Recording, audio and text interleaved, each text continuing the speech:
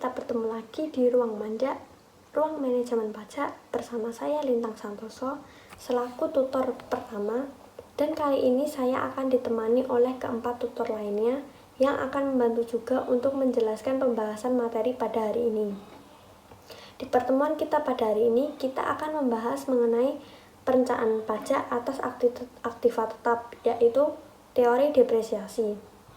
Nah, untuk yang pertama, perencanaan pajak itu apa sih? Perencanaan pajak adalah langkah awal dalam manajemen pajak, yaitu sarana untuk memenuhi kewajiban perpajakan dengan benar, tetapi jumlah pajak yang dibayarkan dapat ditekan serendah mungkin untuk memperoleh laba dan likuiditas yang diharapkan.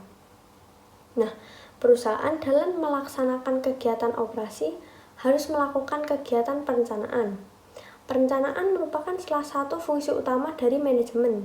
Secara umum, perencanaan merupakan proses penentuan tujuan organisasi di dalam perusahaan tersebut, dan kemudian menyajikan strategi, tata cara pelaksanaan program, dan operasi yang diperlukan untuk mencapai tujuan perusahaan. Sedangkan pajak yaitu berupa iuran yang diwajibkan kepada masyarakat sebagai bentuk kontribusi dan kepatuhan kepada negara dan mengandung unsur atau sifat yang memaksa. Pajak merupakan salah satu penerimaan negara yang memegang peranan penting, karena merupakan komponen yang terbesar dan sumber utama penerimaan dalam negeri untuk membiayai penyelenggaraan pemerintahan. Terkait dengan perencanaan pajak atau tax planning, penyusutan juga merupakan salah satu bagian yang dilaporkan oleh pihak akuntansi yang juga berpengaruh pada penghasilan kena pajak suatu perusahaan, karena penyusutan adalah salah satu jenis biaya yang dapat dikurangkan terhadap penghasilan. Perlu dilakukan upaya untuk meminimalisasi beban pajak dari penyusutan tersebut melalui perencanaan dalam metode penyusutan. Nah, pemilihan metode penyusutan menurut perpajakan terdapat dua metode. Yang pertama adalah metode garis lurus dan yang kedua adalah metode saldo menurun berganda. Wajib pajak diperkenankan untuk memilih salah satu metode untuk melakukan penyusutan tersebut. Metode garis lurus dipergunakan untuk semua kelompok harta tetap berwujud, sedangkan metode saldo menurun hanya diperkenankan dan digunakan untuk kelompok harta berwujud bukan bangunan saja dan dilakukan secara taat asas. Menurut PSAK nomor 16, penyusutan adalah alokasi jumlah suatu aset yang dapat disusutkan sepanjang masa manfaat yang sudah diestimasi tersebut. Besarnya penyusutan untuk periode akuntansi dibebankan ke pendapatan baik secara langsung maupun tidak langsung. Metode penyusutan yang dipilih harus digunakan secara konsisten dari periode ke periode, kecuali terdapat perubahan yang memberi alasan atau dasar mengapa perubahan tersebut perlu dilakukan perubahan pada metode tersebut. Dalam suatu periode akuntansi, di mana metode penyusutan berubah, pengaruh perubahan harus dikuantifikasikan atau harus diungkapkan. Kebijakan pajak untuk penyusutan mempertimbangkan tiga hal, yaitu yang pertama, keadilan pajak, yang kedua adalah kebijakan ekonomi, yang ketiga adalah administrasi. Richard Musgrave dan istrinya Peggy Musgrave menyimpulkan bahwa sistem pajak dikatakan adil apabila setiap orang membayar pajak sesuai dengan kemampuannya, sehingga setiap orang mempunyai pendapatan yang sama, membayar jumlah pajak yang sama juga, atau biasa disebut dengan keadilan horizontal. Dan orang yang mempunyai pendapatan yang lebih membayar pajak juga lebih besar, atau biasa disebut dengan keadilan vertikal. Penurunan aktiva secara bertahap dilakukan karena semakin memburuknya kondisi fisik atau terdapat faktor kualitas dari aktiva berwujud tersebut. Pada aktiva berwujud, penyusutannya disebut depresiasi, sedangkan yang tidak berwujud disebut amortisasi. Depresiasi dapat dilakukan lebih cepat atau dipercepat. Hal ini dilakukan dengan tujuan meningkatnya arus kas, karena jika penyusutan besar, maka pajak yang dibayarkan kecil dan pengembalian atas investasi menjadi tinggi.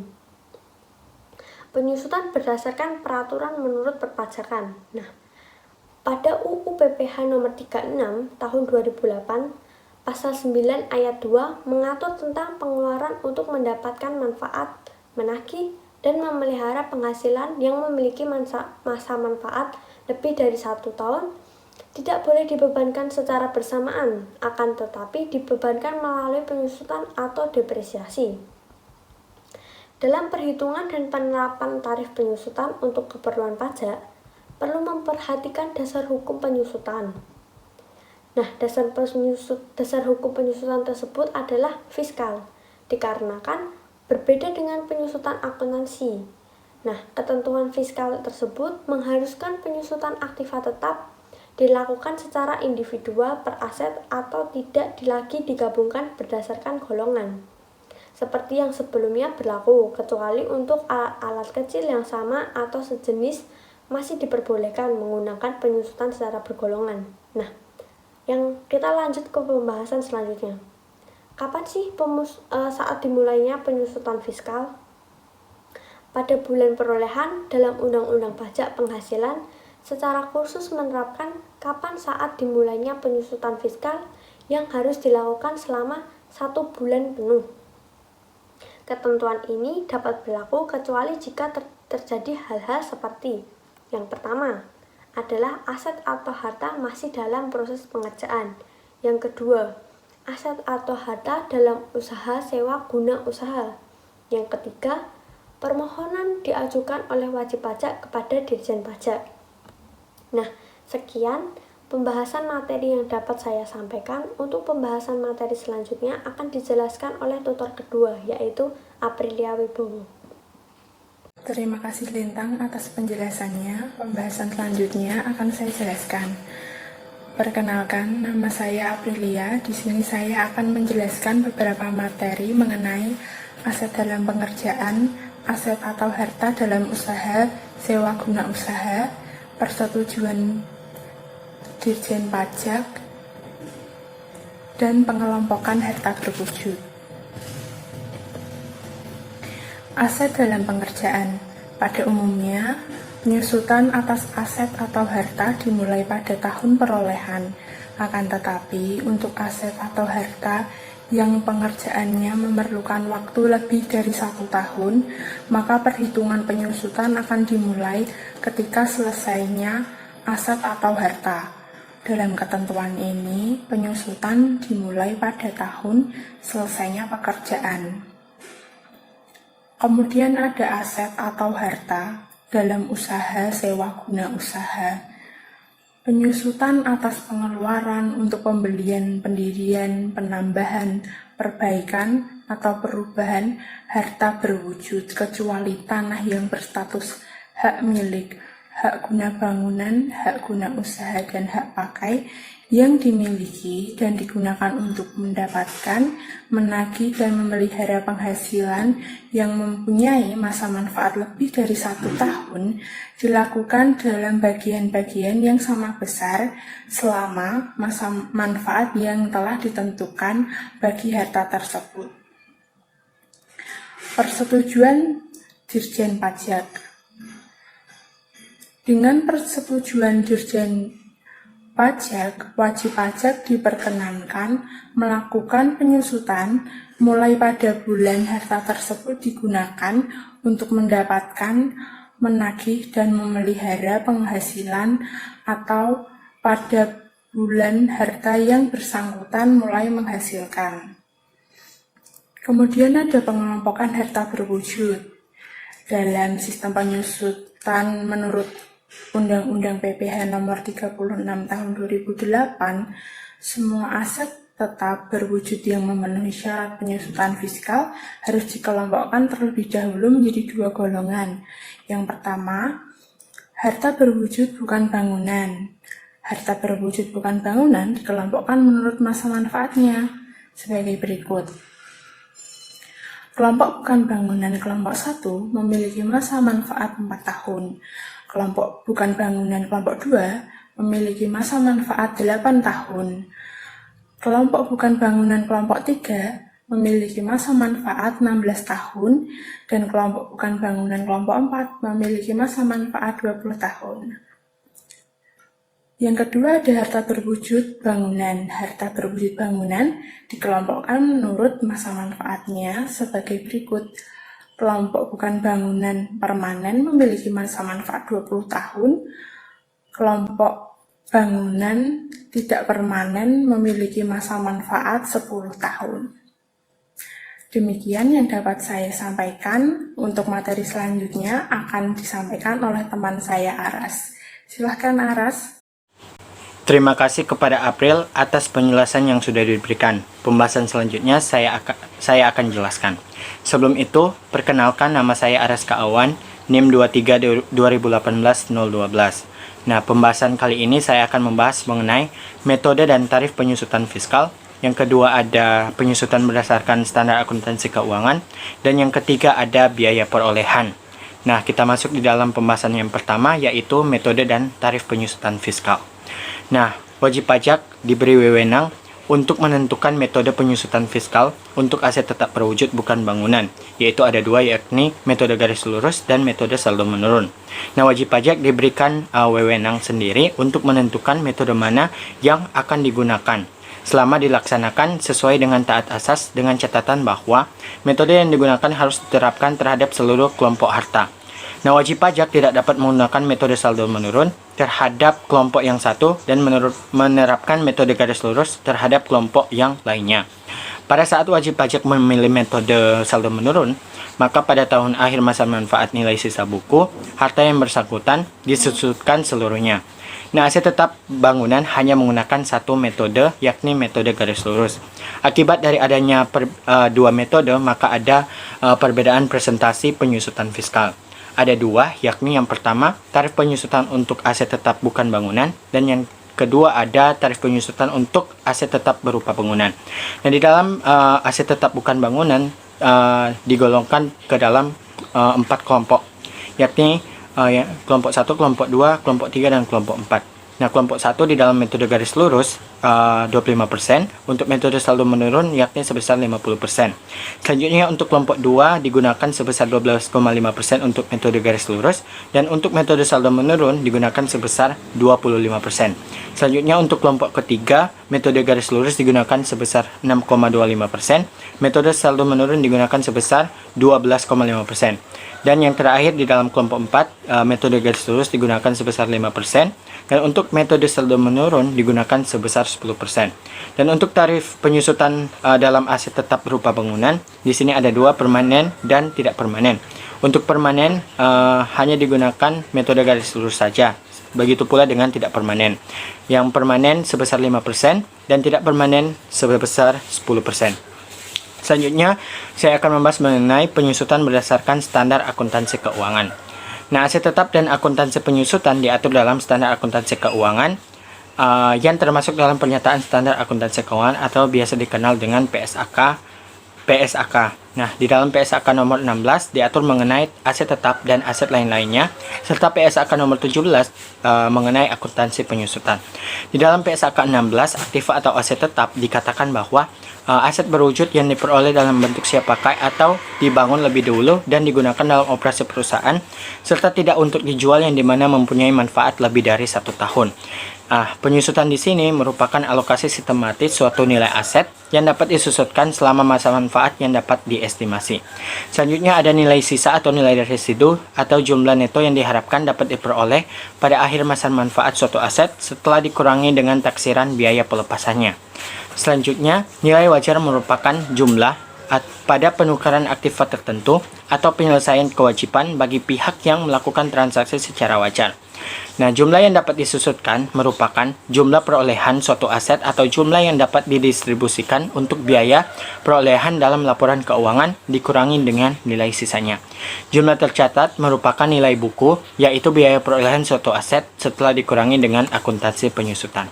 Selanjutnya, saya akan membahas mengenai biaya perolehan. Nah, di dalam PSAK 16, biaya perolehan adalah jumlah kas atau setara kas yang dibayarkan atau nilai wajar dari imbalan lain yang diserahkan untuk memperoleh suatu aktiva pada saat perolehan atau konstruksi, atau jika dapat diterapkan jumlah yang dapat didistribusikan ke aktiva pada saat pertama kali diakui sesuai dengan persyaratan dalam PSAK tersebut.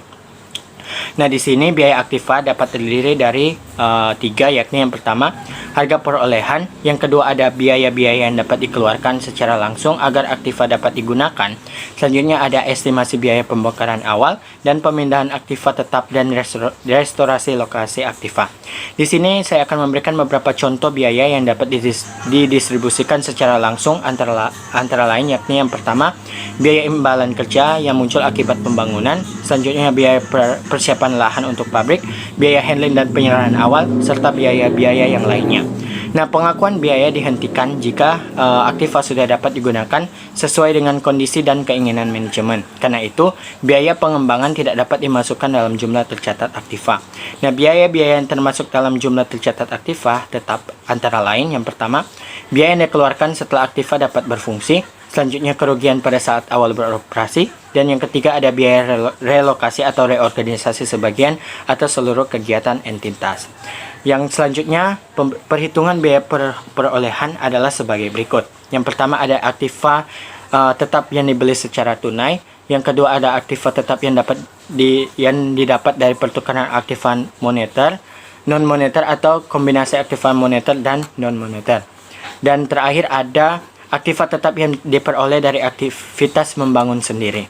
Kita masuk dalam pembahasan pertama, yakni aktiva tetap yang dibeli secara tunai.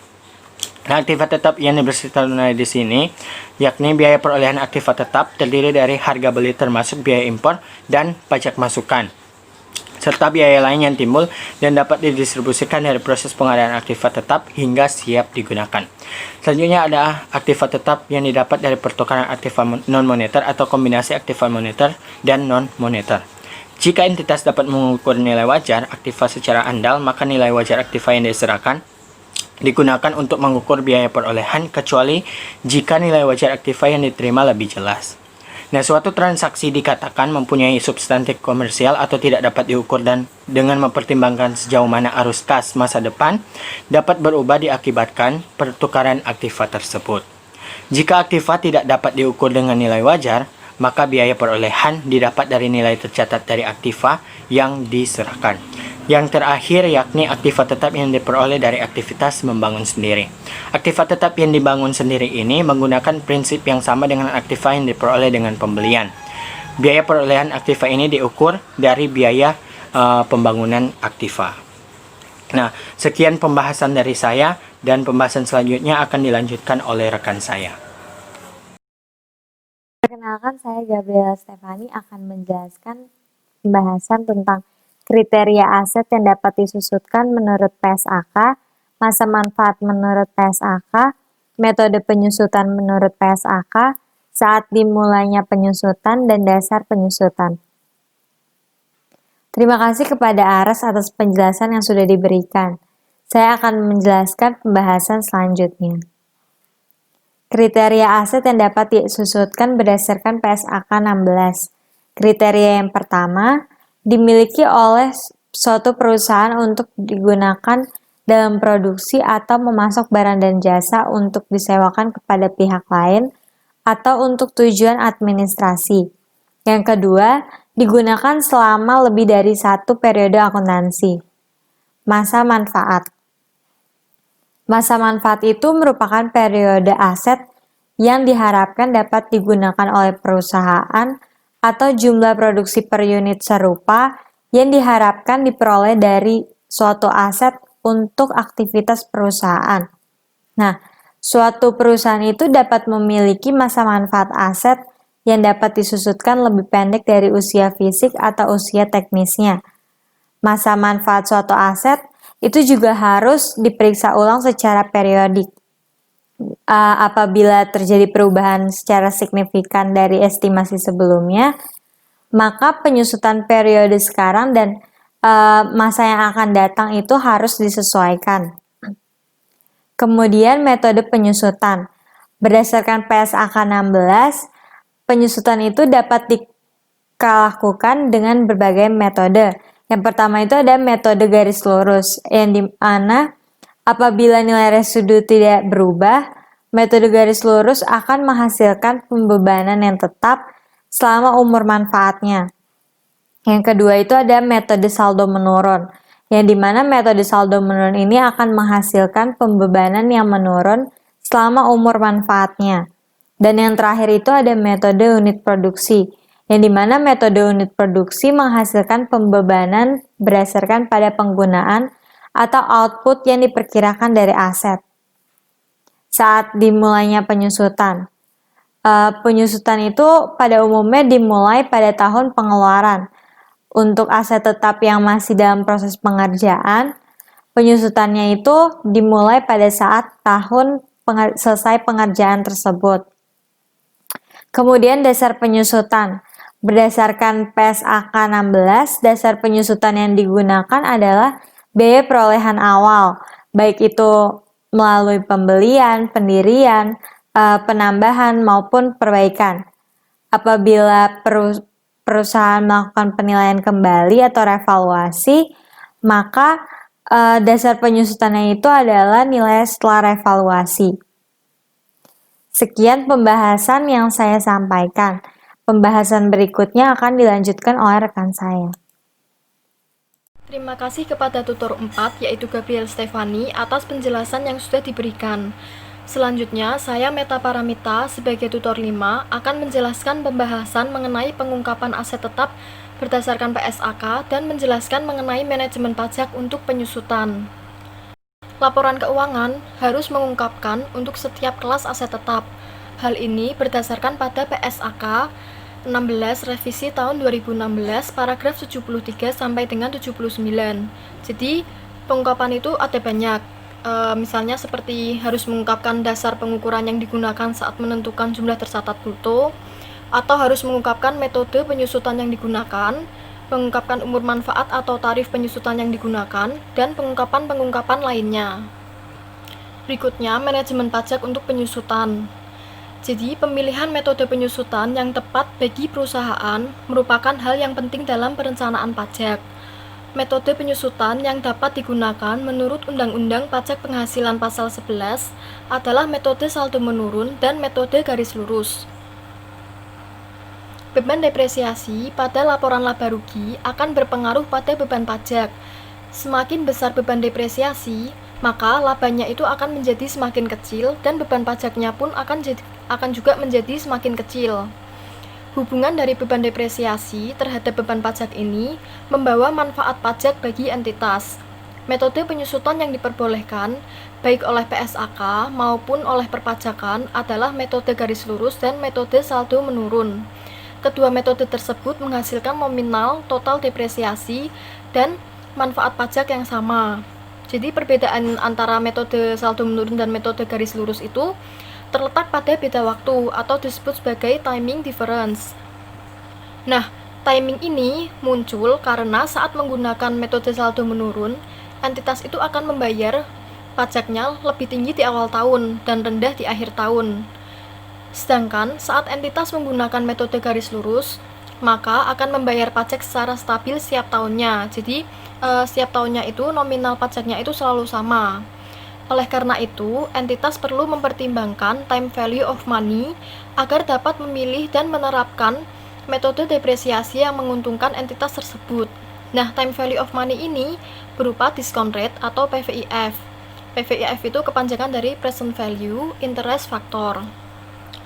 Metode depresiasi setelah mempertimbangkan time value of money dikatakan menguntungkan apabila dapat menghasilkan nilai sekarang beban pajak yang lebih kecil, sehingga dapat menghemat beban pajak lebih banyak.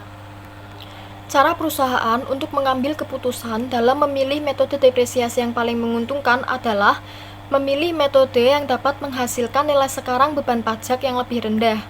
Saat besarnya time value of money atau discount rate atau PVIF itu nominalnya sama, nilainya besarnya sama, maka nilai sekarang beban pajak dengan menggunakan metode saldo menurun itu akan lebih rendah dibanding dengan menggunakan metode garis lurus. Karena tingkat diskon atau PVIF itu akan mengecil setiap tahunnya, sehingga saat awal tahun tingkat diskon akan lebih besar dibandingkan tahun berikutnya. Nah, metode saldo menurun ini akan membebankan pajak yang tinggi juga di awal tahun, sehingga saat dikalikan dengan tingkat diskon, maka metode saldo menurun itu akan menghasilkan nilai sekarang beban pajak yang lebih rendah dibandingkan menggunakan metode garis lurus yang menetapkan nominal pajaknya itu selalu sama setiap tahunnya. Oleh karena itu, total nilai sekarang beban pajak akan lebih rendah saat menggunakan metode saldo menurun. Jadi kesimpulan dari pembahasan-pembahasan oleh tutor, itu penyusutan merupakan alokasi jumlah suatu aset yang dapat disusutkan sepanjang masa manfaat yang diestimasi. Penyusutan untuk aktiva tetap berwujud, baik yang bergerak maupun tidak bergerak, disebut dengan depresiasi. Sedangkan aktiva tetap yang tidak berwujud itu disebut sebagai amortisasi. Menurut pembahasan yang telah dijelaskan oleh tutor-tutor, maka dapat disimpulkan bahwa terdapat persamaan dan perbedaan antara standar akuntansi keuangan dan standar perpajakan dalam menetapkan kebijakan untuk penyusutan aktiva tetap. Terdapat dua metode perhitungan untuk penyusutan aktiva tetap dalam fiskal, yaitu metode garis lurus dan metode saldo menurun. Diperlukan perencanaan perpajakan untuk penyusutan aktiva tetap agar dapat melakukan penghematan pajak. Oleh karena itu, entitas harus memilih metode yang tepat antara metode garis lurus atau metode saldo menurun. Cara suatu entitas dalam mengambil keputusan untuk memilih metode depresiasi yang paling menguntungkan adalah dengan memilih metode yang akan menghasilkan nilai sekarang beban pajak lebih rendah menggunakan time value of money. Berdasarkan time value of money, total nilai sekarang pajak akan lebih rendah saat menggunakan metode saldo menurun. Nah, sekian penjelasan-penjelasan dari tutor-tutor. Terima kasih.